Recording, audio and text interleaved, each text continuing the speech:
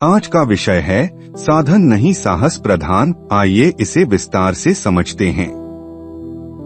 साधन बड़ा या साहस, इसका निर्णय ढूंढने के लिए नावे के एक उत्साही युवक थोर हेयर ने एक उदाहरण लोगों के सामने प्रस्तुत किया।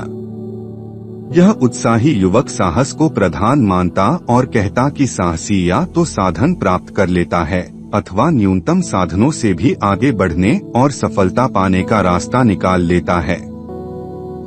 थोर का प्रयोग यह था कि सरकंडे की नाव के सहारे भी कठिन दिखने वाली समुद्र यात्रा सफलतापूर्वक संपन्न की जा सकती है। इस लोहे के विशालकाय यंत्र सज्जित जहाजों के जमाने में सरकंडे जैसे दुर्बल साधनों से बनी नाव की क्या तुलना हो सकती है। पर उसके उपयोग से यह तो साबित किया जा सकता है कि मनुष्य का पुरुषार्थ और मनोयोग इतना प्रबल है कि साधन न होने पर भी उसके द्वारा साधन संपन्नों जैसा कृत्य दिखाया जा सके। नॉर्वे के उपरोक्त युवक ने इथोपिया की कैड झील में काम करने वाले मछुआरों की सहायता से पहली सरकंडों से बनी नाव बनाई। यह उतनी अच्छी नहीं बनी और लक्ष्य को पूरा न कर सकी। वह 4352 मील चलकर अटलांटिक महासागर में अपना दम तोड़ गई, पर इससे थोर निराश नहीं हुआ।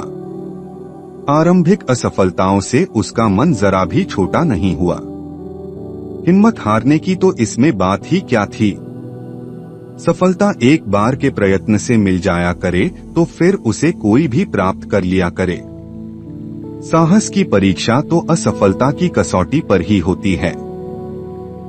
हेयर डेहल ने दूसरी नाव लैटिन अमेरिका के बोलिविया क्षेत्र में स्थित निचाचा झील में काम करने वाले मछुआरों की सहायता से बनाई। यह भी सरकंडों की ही थी। इस नाव में विभिन्न देशों के साथ अन्य यात्री भी अपने सामान सहित सवार हुए। 25 मई 1970 को मोरक्को, अफ्रीका के साफी बंदरगाह से यह नाव रवाना हुई और 12 जुलाई 1970 को दक्षिणी अमेरिका के वारंडोस क्षेत्र के ब्रिजटाउन बंदरगाह पर पहुंची। ब्रिजटाउन पहुंचने पर इस सरकंडे की नाव पर उतना लंबा और इतना दुस्साहस पूर्ण यात्रा सफल करने वाले दल की अगवानी 20 लकड़ी की नावों ने पंक्तिबद्ध होकर बड़े भावपूर्ण वातावरण में की। बंदरगाह दर्शकों की भीड़ से खचाखच भरा हुआ था। स्वागत की आवश्यक सजधज लोगों ने पूरे उत्साह के साथ की थी। दर्शकों को इस निष्कर्ष पर पहुंचने में सहायता ही मिली कि अदम्य साहस, स्वल्प साधनों से भी मनुष्य बड़ी सफलताएं प्राप्त कर सकता है, जबकि मनोबल और पुरुषार्थ के अभाव में विपुल साधन रहते हुए भी असफलताएं ही हाथ लगती हैं। उक्त सरकंडे की नाव ओस्लो, नॉर्वे के कोंटिकी संग्रहालय में अभी भी सुरक्षित है, जो दर्शकों को साहस एवं मनोबल की प्रचंडता का महत्व समझाने के लिए प्रेरित करती है। जलमार्ग द्वारा भू परिक्रमा करने वाले वास्को डी गामा और कोलंबस की साहसिक गाथाएं तो प्रसिद्ध ही हैं। संसार में ऐसे भी दुस्साहसी व्यक्ति हुए हैं जिन्होंने वैज्ञानिक प्रगति के आरंभिक दिनों में छोटे मोटे जलयानों या गुब्बरों से ध्रुव प्रदेशों की यात्राएं की। भले ही आज उत्तरी व दक्षिणी ध्रुवों पर यात्रा आसान हो गई है। विज्ञान ने प्रतिकूल वातावरण में रहने के साधन जुटा लिए हैं एवं भांति भांति के वैज्ञानिक अन्वेषण वहां संपन्न किए जाने लगे हैं, किंतु इस सदी के प्रारंभ में जबकि इन दोनों ही ध्रुवों की फोटोग्राफी का जरा भी अंदाज न था, कितने ही साहस के धनी व्यक्तियों ने यात्रा की, जोखिम उठाते हुए जानने का प्रयास किया कि ये कहाँ हैं व वहाँ परिस्थितियाँ कैसी हैं। उत्तरी ध्रुव की सर्वप्रथम यात्रा डॉक्टर फ्रेडरिक अल्बर्ट कुक ने की थी। इस अमेरिकन वैज्ञानिक ने अपने एस्किमो साथी व 26 कुत्ते साथ लिए।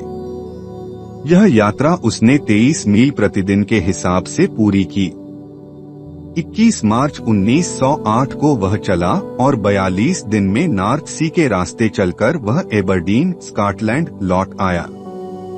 इसी प्रकार दक्षिणी ध्रुव विजय का प्रथम श्रेय ब्रिटिश रॉयल नेवी के कैप्टन जेम्स कुक्स को जाता है। वे कुछ जलयानों की सहायता से चले। बाद में कुत्ते जुती गाड़ियों पर 53 दिनों में अपना सफर पूरा कर वापस केप ऑफ गुड होप होते हुए यूके लौट आए। अल्बर्ट कुक से भी पूर्व सन 1783 में फ्रेंच वैज्ञानिक प्रोफेसर एडविन चार्ल्स ने पहला गुब्बारा बनाया। इसके बाद उसकी क्षमता और आकृति में क्रमशः सुधार होता गया। उस समय का विकसित गुब्बारा, जिसका नाम जैपलीन था, को लेकर कुछ दुस्साहसी युवक कठिन यात्रा के लिए चल पड़े। उस योजना का संचालन किया जर्मन डॉक्टर उल्सवीन ने। जैपलीन में कुल 56 आदमी सवार थे, 40 चलाने वाले और 16 अनुसंधान करने वाले। गुब्बारा एक छोटे फुटबॉल मैदान के बराबर था और गिरजेघर जैसा ऊंचा, जिसमें खटोले जैसी लटकनें थीं। यात्री उन्हीं पर बैठते थे।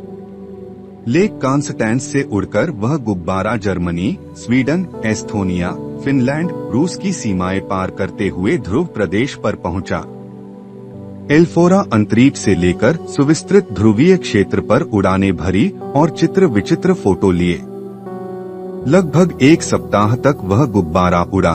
उस प्रारंभिक साहस भरी यात्रा से अर्जित उपलब्धियां श्रेय की उतनी ही अधिकारी हैं जितनी की आज के कंप्यूटर युग की। इस पुस्तक के अन्य अध्याय सुनने के लिए डिस्क्रिप्शन बॉक्स में दिए गए लिंक पर क्लिक करें। For more videos visit our channel. Please like, share and subscribe.